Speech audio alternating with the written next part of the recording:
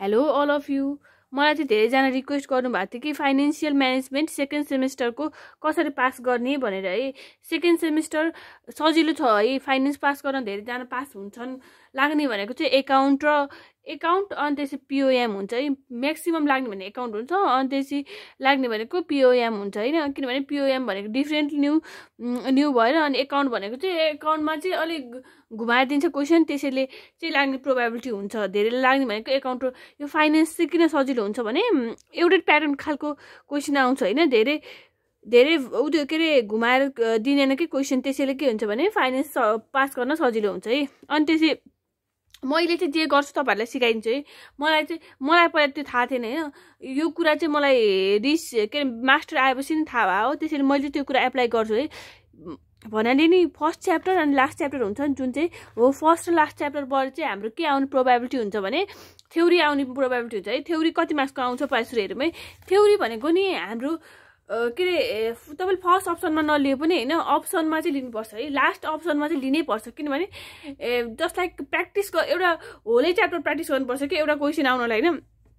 अनि त्यो क्वेसनबाट पनि अनि त्यो फर्मुला याद गर्नुपर्छ, अनि त्यो हिसाबहरू प्र्याक्टिस गर्नुपर्छ होइन। तर थ्योरी भने चाहिँ मेरो लागि मैले धेरैजनालाई सजेसन दिएको छु, अनि धेरैजनाले चाहिँ यो जुन चाहिँ यो सजेसन मानेर होइन धेरैजना चाहिँ पास हुनुभएको छ कि है। यो थ्योरीबाट चाहिँ के हुन्छ भने दुईवटा तिनवटा अप्सन हुन्छ कि, एउटा दुईवटा अप्सन हुन्छ। त्यही भएर यो जस्ट लाइक भ्यालु म्याक्सिमाइजेसन हुन्छ नि हो, योबाट चाहिँ धेरै यहाँनिर हाम्रो पालामा भ्यालु म्याक्सिमाइजेसन आएको थियो कि मलाई थाहा छ कि। अनि योहरू एउटा दुईवटा अप्सन हुन्छ है, त्यसबाट चाहिँ ठ्याक्कै 15 मार्क्सको थ्योरी आइदिन्छ कि।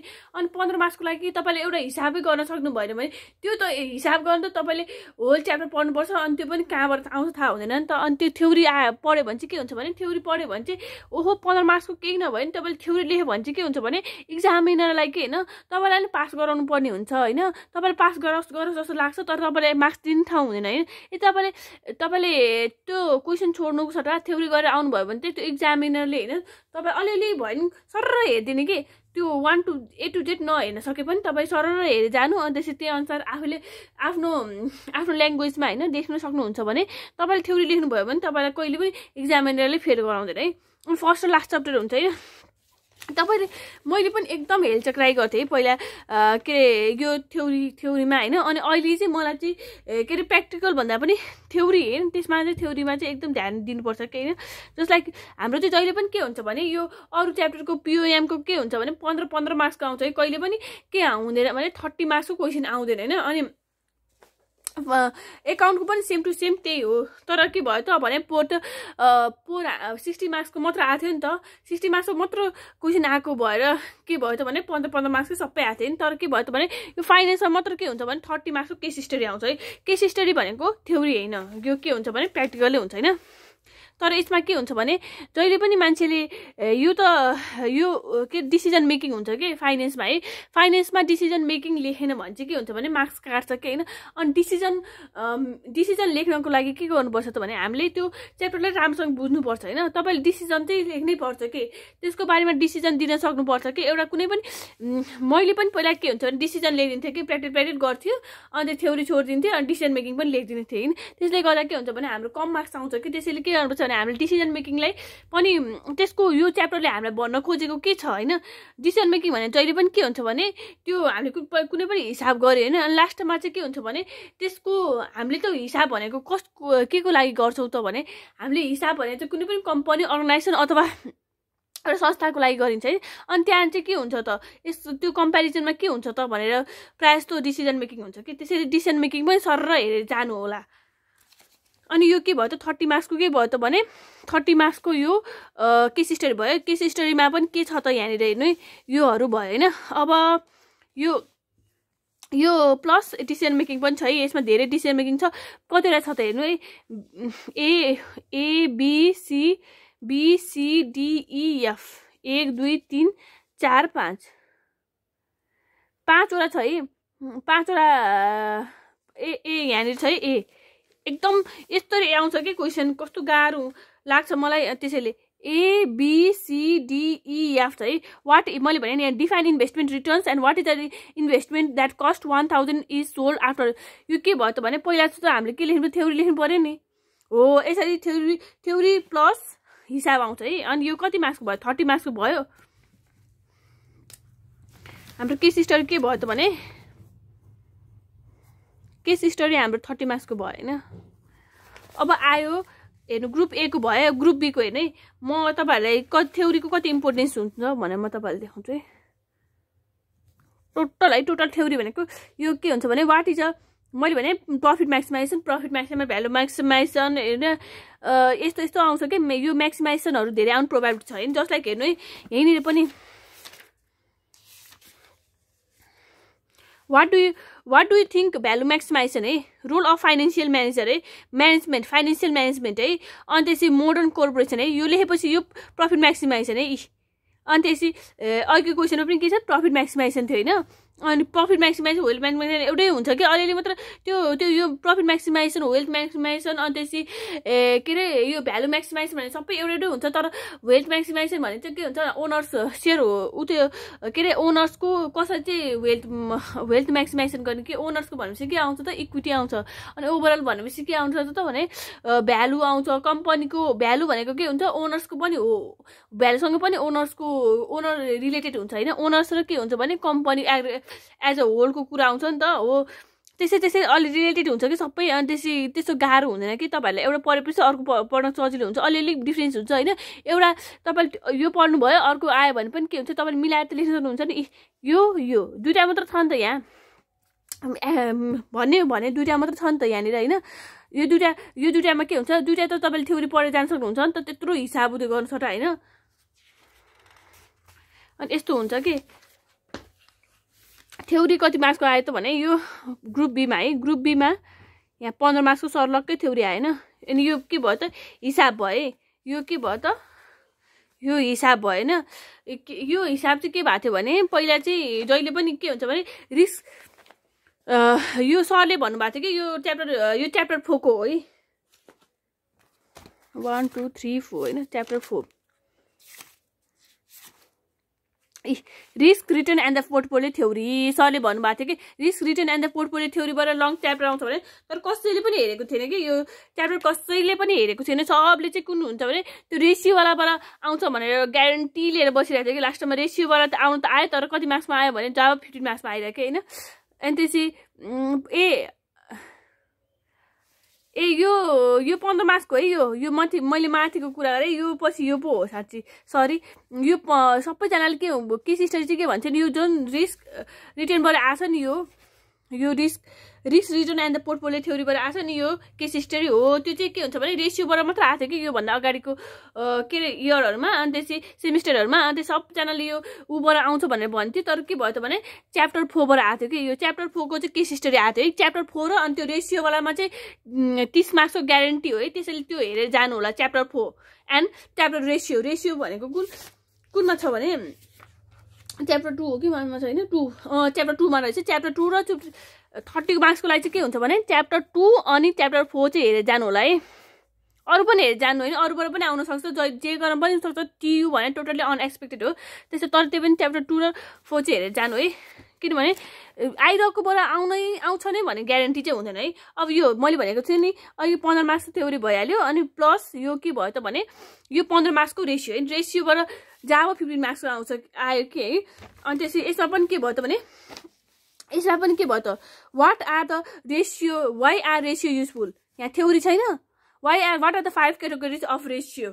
लिक्विडिटी रेसियो सबैले रेसियोहरु के लेख्नु पर्यो भने यहाँनिर लेख्नु पर्यो। यो टर्नओभर रेसियो सबै छ नि लिक्विडिटी प्रॉफिट रेसियोहरु सबै लेख्नु पर्यो हैन। अनि त्यसको क्यालकुलेट 2019 करेन्ट रेसियो भनेपछि यो त करेन्ट रेसियो क्विक रेसियो यस्तो current ratio quick ratio inventory turnover ratio fixed asset turnover ratio total asset turnover ratio यसको फर्मुलाहरु तपाईहरुलाई थाहा भएको कुरा। करेन्ट रेसियो भनेको के हो कति सजिलो छ current asset divided current liabilities quick रेसियोको फर्मुला झन् कति सजिलो माइनस त्यही करेन्ट एसेट आ हुन्छ नि त्यसमा minus inventory minus prepaid expenses मात्र माइनस गर्ने त हो नि। अनि इन्भेन्टरी टर्नओभर रेसियो यो त भन्नै पर्दैन। इन्भेन्टरी टर्नओभर रेसियोमा चाहिँ अलिकति दिमाग लाउनु है। इन्भेन्टरी टर्नओभर रेसियो भनेको के हुन्छ भने cost of goods sold divided by inventory हैन।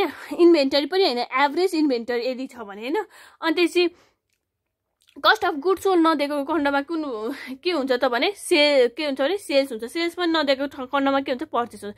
हो त्यसरी चाहिँ दिमाग लाउनु पर्छ कि हैन। पहिला सुरु के राख्ने कस्ट अफ गुड्स सोल्ड राख्ने के यहाँ कस्ट अफ गुड्स सोल्ड दिया होला नि त। यहाँ कस्ट अफ गुड्स सोल्ड छ नि यो नदिएको खण्डमा यस्तो यस्तो दिमाग लाउनु पर्छ कि अनि यो फिक्स्ड एसेट्स यसको यसको यसको यसको है सबैको सजिलो छ हैन।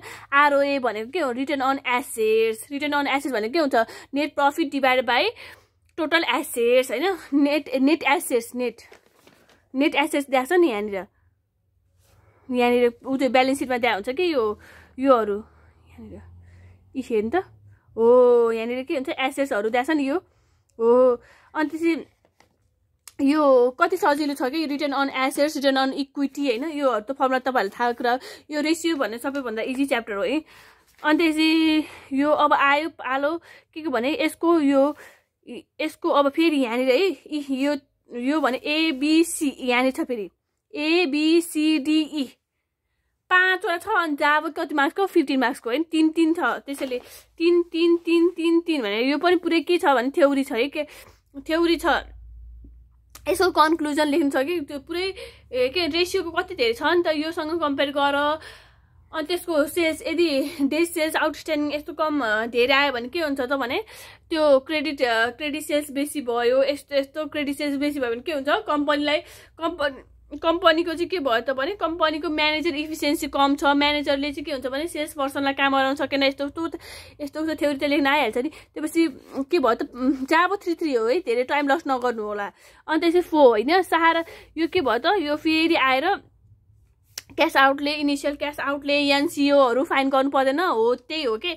अनि त्यसपछि यो पनि 15 मार्क्सको के भयो त भने यो आइआरआर एनपीबी अनि त्यसपछि पे ब्याक पिरियड हैन योहरू त सजिलो छ नि त यो त गर्न सक्नुहुन्छ नि। यो के भयो त भने यो पनि के भयो त 15 मार्क्सको हाम्रो के आयो त भनेर भन्दाखेरि नि 15 मार्क्सको फेरि उतै आयो नि त प्र्याक्टिकल हैन। यो पनि प्र्याक्टिकल भएन। अनि यो प्र्याक्टिकल मात्र भयो हुन्छ डिसिजन मेकिङ पनि छ नि त यहाँनिर। During the last few years mega company as यस्तो भनेर भन्छ है 5 यो 5 को के भयो त भने 5 को आएर यहाँनिर आयो हैन। 5 यहाँनिर चाहिँ यस्तो गाह्रो हुन्छ नि यो क्वेसन हेर्न नै कतिवटा छोडिन्छ कि क्वेसनले गर्दै कतिवटा छोडिन्छ। अनि त्यसै 5 को यहाँनिर छ है यहाँनिर देख्नु भएको छैन यो उसमा यो 5 को यहाँनिर भयो हैन। यो 5 को यहाँनिर भएपछि के भयो त यो पनि के भयो त भने यो पनि प्र्याक्टिकल भयो हैन। यो पनि प्र्याक्टिकल भयो तर यसमा के भयो त प्र्याक्टिकल भए पनि के भयो त भने यहाँनिर डिसिजन मेकिङ पनि हुन्छ अनि अलिअलि थ्योरी पनि हुन्छ है। What is company weighted average cost of capital यो थ्योरी हैन त। यो what is cost of capital theory हैन त। कति थ्योरी त 40 मार्क्स जतिको आउँछ नि। डिसिजन मेकिङ र यो सानो थ्योरीहरू हुन्छ नि एट्याच गरेको हो। सर्लक्क थ्योरी पो त 15 मार्क्स यहाँनिर के हुन्छ लङ क्वेसन 15 मार्क्समा। अनि त्यसपछि यहाँ सर्ट क्वेसनमा आउँछ। अरू सानो कम्पलसरी थ्योरी हुन्छ नि जुन चाहिँ प्र्याक्टिकल मिसाएको हुन्छ नि त्यो समेत गऱ्यो भने त 30-40 मार्क्सको हुन्छ नि। अनि यो भयो। अब यहाँनिर अब हाम्रो के भयो त ग्रुप सी आयो हैन। ग्रुप सी आयो अनि कन्सेप्ट यो ग्रुप सीमा के छ त भनेको ग्रुप सीमा त हाम्रो ग्रुप बीमा चाहिँ यो ग्रुप बीमा हो हैन। अनि ग्रुप सीमा चाहिँ हाम्रो के छ भने what is the role of financial manager हैन 5-6 अनि वाट यहाँ देख्नु भएको छैन। अनि त्यसपछि यो 5 भयो 5 मार्क्सको आयो यो 5 मार्क्सको आयो प्लस 5 मार्क्सको प्लस यो 7 नम्बरको हेर्नु 7 नम्बरको पनि आयो। अनि त्यसपछि यो त के भयो भने यो प्र्याक्टिकल भयो यो प्र्याक्टिकल भयो। यो यसमा प्र्याक्टिकल छ तर यसमा के what is the current price of this bond यो त उति प्र्याक्टिकल भइहाल्यो है। वाट इज रिलेसनसिप बिट्विन यो भने डिसिजन मेकिङ हो कि यो डिसिजन मेकिङमा भने 2-3 मार्क्सको के आउँदो रहेछ 2 मार्क्सको यहाँनिर फेरि के भयो त थ्योरी आयो क्या हैन। अनि त्यसो एजिम दैट रिस्क यो के भयो त प्र्याक्टिकलै भइहाल्यो यो पनि प्र्याक्टिकलै भइहाल्यो। अनि यो लास्टमा के छ हेर्नु यो फेरि के छ त यहाँनिर यहाँ 15 मार्क्सको अनि यहाँ 15 मार्क्सको यो र यो गरेर कति आयो त 30 मार्क्सको त के भयो त भने 30 मार्क्सको त हाम्रो थ्योरी आयो हैन। थ्योरी आयो प्लस सानो त्यो क्वेसनमा एट्याच गरेको थ्योरी त कति आयो हो। त्यसैले थ्योरी एकदम इम्पोर्टेन्ट हुन्छ हैन।